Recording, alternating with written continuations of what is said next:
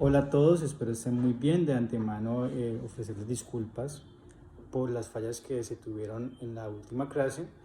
El motivo de este video es dar una explicación de cómo se debe llenar una solicitud, ya sea una petición o una medida cautelar ante la Comisión Interamericana de Derechos Humanos.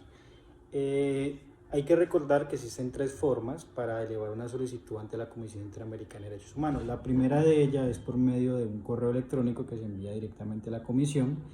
La segunda es por la plataforma o la página de la misma Comisión Interamericana de Derechos Humanos. Y la tercera es ir directamente a los Estados Unidos, a la sede de la Comisión Interamericana de Derechos Humanos y radicar la solicitud ahí. Entonces es importante que todos abran la presentación y nos ubiquemos en la parte que dice petición CIDH, que es la petición a la Comisión Interamericana de Derechos Humanos. Las peticiones están compuestas por 5 secciones, las cuales las voy a detallar brevemente a continuación. Una de ellas, la sección primera, dice formulario para solicitar peticiones. Sección 1, datos de la presunta víctima y de la parte peticionaria. Entonces, aparece un numeral que dice primero, dice datos de la presunta víctima. Dentro de ese cuadro hay que añadir los datos de la víctima o las víctimas. Entonces se agregan los nombres de las personas, la dirección postal, el teléfono y el correo electrónico. Segundo, datos de la parte peticionaria. Y nos manifiestan incluir a la persona que complete ese formulario como parte peticionaria. Eso significa que si la persona que es víctima está llenando por ella misma el formulario, pues escogería así.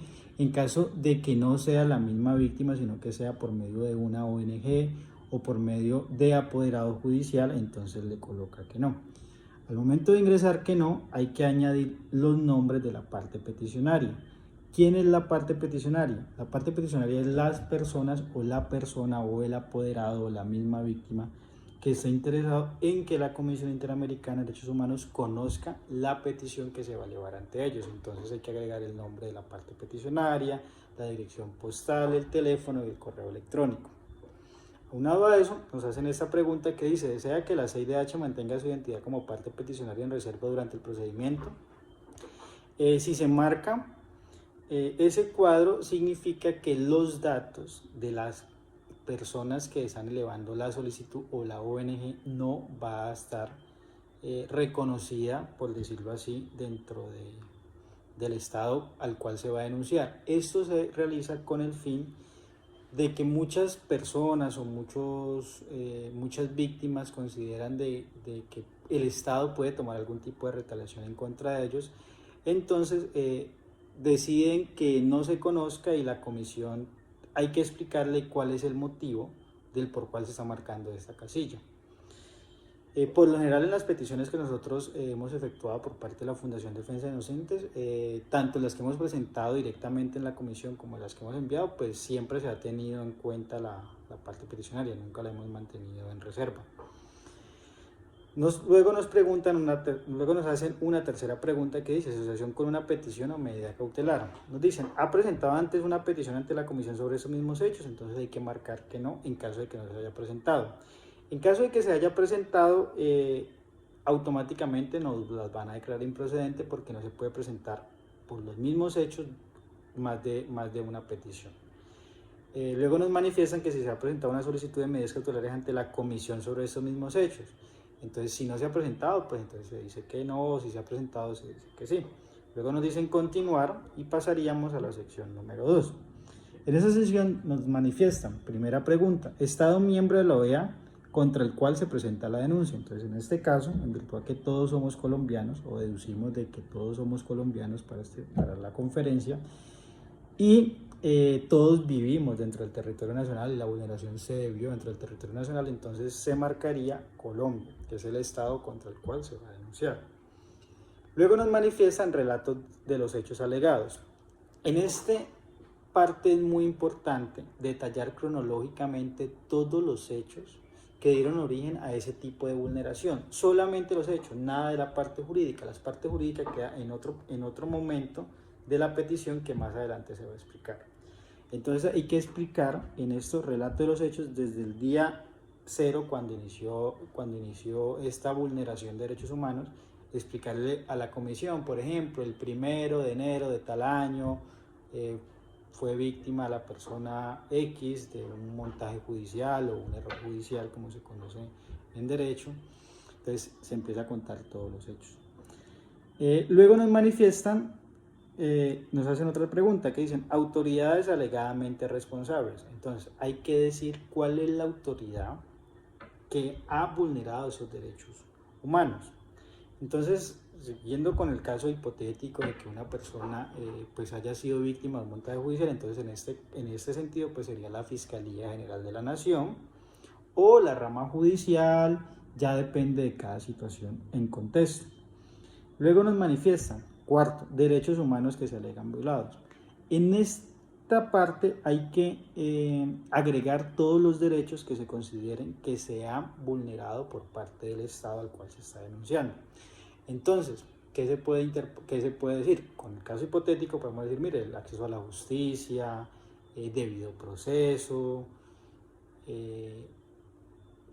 depende de los derechos. Entonces hay que mirar tanto en la Convención Americana de Derechos Humanos como en los protocolos que les manifesté inicialmente en la primera clase, cuáles son esos derechos que se estarían vulnerando. Le damos continuar y nos manifiestan que ya estamos en la sección número 3. En esa sección se llama recursos judiciales destinados a resolver los hechos denunciados. Entonces, manifiesta la comisión, detalla las acciones intentadas por las presuntas víctimas o la parte peticionaria ante los órganos judiciales, explique cualquier otro recurso que haya interpuesto ante otras autoridades nacionales, tales como recursos ante autoridades administrativas en caso de haberlos intentado. Esta es la parte que yo les manifesté, que al momento de hacer los hechos, la parte jurídica no se fuera a agregar en ese entonces. Entonces, en esta parte, en la sección tercera, es el momento de decir jurídicamente qué es lo que se ha hecho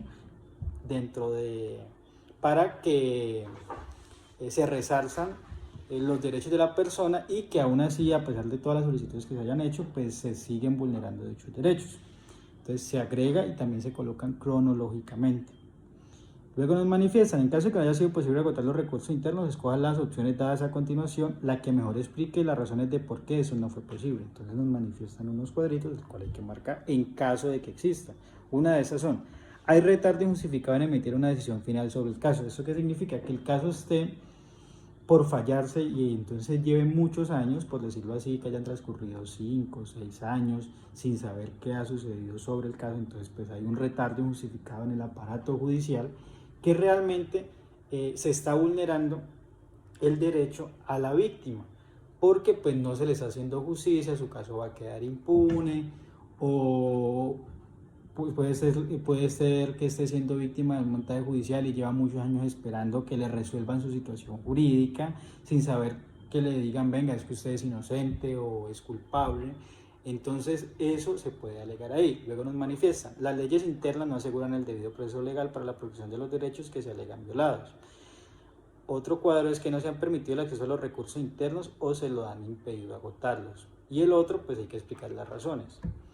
Luego nos manifiestan que si hubo una investigación judicial y cuándo comenzó. Entonces ahí hay que agregar cuándo fue que se originó todo el proceso, qué sucedió con el proceso, si por ejemplo el proceso terminó con una sentencia absolutoria o que hubo una preclusión donde pues, determinaron que los responsables, seguimos con el caso hipotético del montaje, pues no tuvieron responsabilidad, por decirlo así, para el sistema judicial, pues eso deja a la víctima en un estado de indefensión, ya que realmente se le están vulnerando sus derechos humanos. Luego nos manifiestan que, de ser aplicable, indique la fecha de notificación de la última decisión judicial de la Corte competente. Esto es importante, ¿por qué? Porque en la primera clase yo les había manifestado de que hay un término para acudir a la Comisión Interamericana de Derechos Humanos. Ese término es de 6 meses después de agotados los recursos internos. Entonces, hay que detallar cuándo fue el último recurso que se agotó y establecer la fecha. Eso es importante porque al momento de que la comisión o los abogados de la comisión estudien el caso, van a determinar si está dentro del término legal establecido. Entonces, si puede ser que se haya pasado los 6 meses, pues te van a decir automáticamente que no, te van a admitir la solicitud, pero en caso de que se pueda pasar los 6 meses, como les dije, hay unas excepciones que puede ser que siga persistiendo una vulneración de derechos humanos, entonces pues hay que explicar los motivos de esto. Entonces seguimos y vamos a la sección cuarta y es la parte de pruebas disponibles. Entonces ahí nos manifiestan un cuadro que dice adjuntar nuevo archivo. Entonces dentro de este espacio hay que agregar todas las pruebas que se tengan. Luego nos dicen los testigos, entonces identificar los testigos, cuáles son los testigos que le van a servir, qué van a decir ese tipo de testigos. Algo muy importante que sucede con el Sistema Interamericano de Derechos Humanos es que no hay un requisito para aportar pruebas, como si sucede en nuestro aparato judicial, que por ejemplo una prueba de un correo electrónico tiene que cumplir, o una prueba digital, por decirlo así, tiene que cumplir ciertos unos parámetros, o por ejemplo el hecho de el poder, inclusive el poder tiene que ser autenticado, otra cosa. Para la comisión no. Para la comisión no te exigen requisitos para presentar el poder, solamente que vaya firmado y ya es más que suficiente. O que se tenga el consentimiento de la persona, porque al momento de llamarlos le pueden preguntar a la presunta víctima si realmente la parte peticionaria pues contó con ellos para presentar dicha solicitud. Entonces luego va a la sección quinta, dice otras denuncias. Entonces nos manifiestan, indique si estos hechos han sido presentados ante el Comité de Derechos Humanos de las Naciones Unidas u otro órgano internacional. Eso es importante, ya que si se ha acudido a otro órgano internacional o al Comité de Derechos Humanos de las Naciones Unidas, al mismo tiempo que se está acudiendo a la comisión, sin que se tenga una respuesta, también la solicitud va a ser declarada improcedente, entonces no la van a admitir. Seguimos ya con las medidas cautelares. Las medidas cautelares es algo más breve, porque la medida cautelar cumple lo mismo que cumple para nuestro Estado las acciones de tutela. Buscan proteger vulneraciones de derechos fundamentales, como es el caso de los derechos fundamentales en nuestro país, pero a nivel internacional se llaman derechos humanos. Entonces, para la medida cautelar nos manifiestan, primero, datos de las personas propuestas como beneficiarios, pues es exactamente lo mismo, como si se fuera a llenar la petición, se le coloca los datos de las presuntas víctimas o de la víctima, dirección postal, teléfono, correo electrónico. Luego nos manifiestan datos de la parte solicitante, pues es lo mismo, quién es la persona o la entidad o el abogado que esté realizando ese tipo de solicitud. Después de llenar esa información nos manifiestan en caso de presentar la solicitud a favor de otra persona, grupo de personas, contra con su expresa conformidad. Eso es lo que yo les manifestaba de que no se requiere un poder. Entonces se puede colocar que sí, y ya para la comisión se entiende de que la víctima de la cual se le está solicitando se le garanticen sus derechos humanos, pues tiene el consentimiento de la parte peticionaria. También nos hacen luego la misma pregunta inicial, que dicen de que si se desea que se mantenga la identidad como parte solicitante en reserva durante el procedimiento. Entonces pues ya eso ya depende de cada víctima o de la dimensión del proceso, si quieren que se mantenga la reserva o no. La tercera pregunta que nos hacen es, ¿ha presentado antes una petición ante la comisión sobre estos mismos hechos? Pues ahí hay que manifestar si se ha presentado o no se ha presentado, en eso sí no te va a afectar en nada. Y luego nos manifiestan, cuarta, asociación con una medida cautelar. ¿Ha presentado antes una solicitud de medidas cautelares ante la comisión sobre estos mismos hechos o ha sido anteriormente beneficiario de una medida cautelar otorgada por la comisión? Eso es importante para las personas que han dicho y nos han preguntado que cuánto tiempo dura la adopción o la implementación de las medidas cautelares. Entonces, por decirlo que la comisión le otorga medidas cautelares a una persona y ha transcurrido, por decirlo así, 5 o 6 años y esos derechos fundamentales se siguen vulnerando, entonces esta persona puede volver a solicitar de que el Estado, si no ha efectuado las acciones pertinentes para garantizar los derechos humanos de esas personas, realmente lo implementa. Entonces se hace otra vez la solicitud y se le requiere a la comisión para que inste al Estado a que cumpla con su deber de proteger y de garantizar los derechos humanos de la persona de la cual viene siendo víctima. Entonces seguimos a continuación que nos manifiestan. Segundo, Estado miembro de la OEA respecto del cual se presenta la solicitud de medidas cautelares. Pues otra vez hay que agregar que es el Estado de Colombia. Luego va solicitud. Entonces nos dicen señalar si la situación que motiva su solicitud se encuentra identificada en alguno de los siguientes supuestos. Puede señalar más de uno de considerarlo.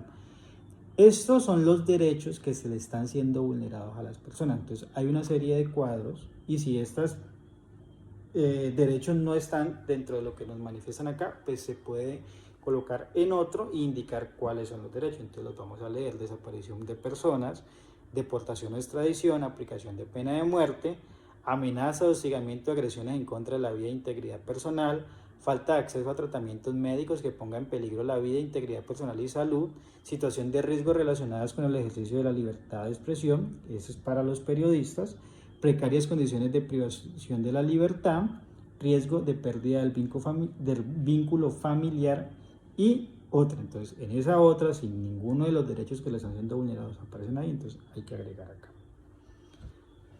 Luego nos manifiestan sustento de la solicitud. En ese sustento de la solicitud es describir los hechos que dieron origen a la vulneración de los derechos humanos de las presuntas víctimas.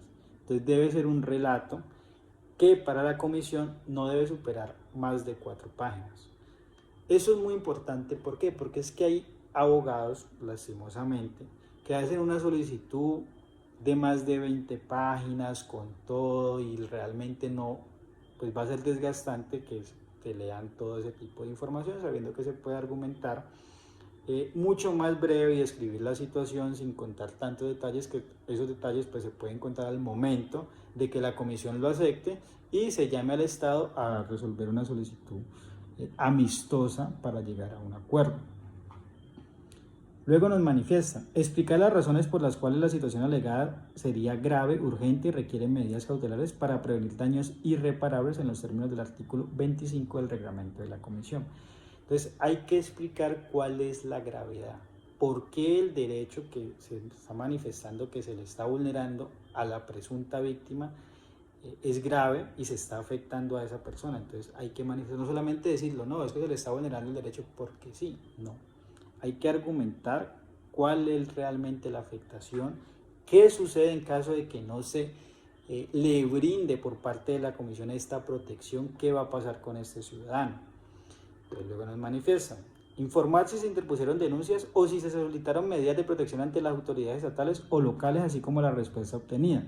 Entonces es lo mismo como, por decirlo así, agotar los recursos internos, entonces diciendo, mire, se ha hecho esto, se han interpuesto varias acciones de tutela, pero pues no hemos tenido una respuesta favorable que garantice los derechos de la presunta víctima. Entonces en virtud a ello nos toca que acudir ante la comisión para que garantice y proteja los derechos de esa presunta víctima.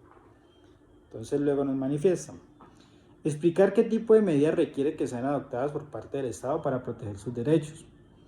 Si hay una persona que corre peligro su vida, pues entonces hay que decir que necesita medidas de protección, entonces que necesita que se le asigne un esquema de seguridad, que a pesar de que ha solicitado la solicitud, a pesar de que ha efectuado las solicitudes de protección por medio de vía de tutela, de peticiones, pues el Estado no se lo ha garantizado, puede ser así. Lo otro es que sean adoptadas por parte del Estado. Entonces puede ser que se le garantice el acceso a la justicia. Ya depende de cada caso en concreto en que se va a efectuar dicha explicación que nos está solicitando la Comisión Interamericana.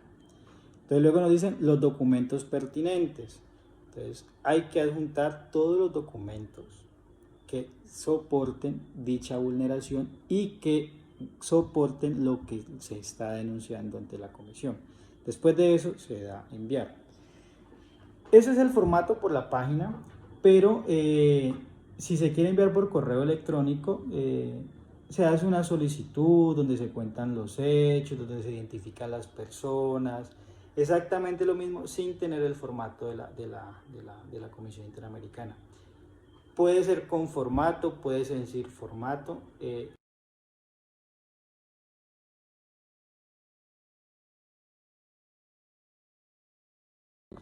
Puede ser con formato, puede ser sin formato. De todas maneras, la comisión estudia cada petición que se les envía a ellos.